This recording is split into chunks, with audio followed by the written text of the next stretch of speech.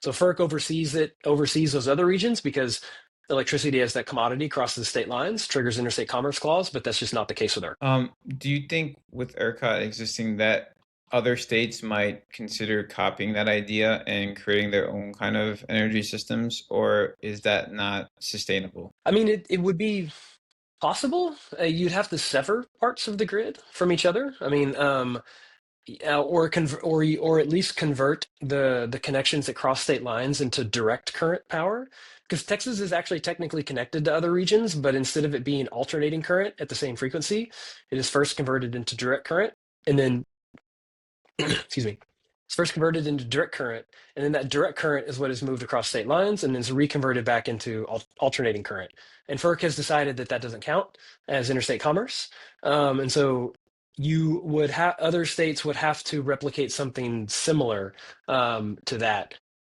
But I think most places, I mean, the institutional inertia are kind of around how things are going. Like, I think it would take a really big type of event to like a really big bad type of event um, uh, before that would happen. ERCOT, do you think it's operating efficiently, or do you think there are ways that it could be reformed and it could be operating way better? Yeah, I mean, I think ERCOT is actually one of the more efficient and dynamic markets, like out there. ERCOT's an energy only market, does not have a capacity market, and so that what that generally means is that power plants are only paid when they produce electricity, whereas in other regions that have capacity markets, power plants can be paid just to be available to produce electricity.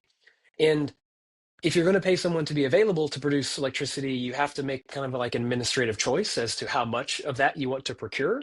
And that becomes this quasi out of market mechanism that is not as well defined by market dynamics as like an energy only market, which is sending real time price signals and other types of things like that for what types of capacity and what types of energy sources are helpful and useful.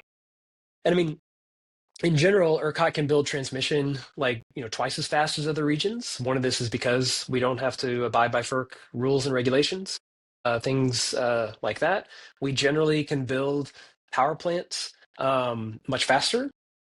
ERCOT has built a lot more generation than a lot of other regions because we allow new players to come to the market. And if those new players or those new generators that come to the market are more efficient and edge out older, less efficient incumbents, like we allow that to happen.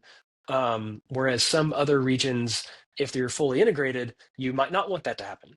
Like if you're in the Southeast US and you have a vertically integrated utility and that utility decides to build a power plant, and it turns out that power plant was just not a good idea, like the technology changes, the fuel changes, like whatever, like generally the ratepayers are going to be saddled with the cost of that power plant for its lifetime, and the utility is going to be remiss to retire it or sell it or do something different with it because they had to pay for it. Whereas in ERCOT, if you build a power plant that is not a good fit for the market, your shareholders are going to be the ones uh, who bear that risk, and in general, other better suited operators may come take your market share.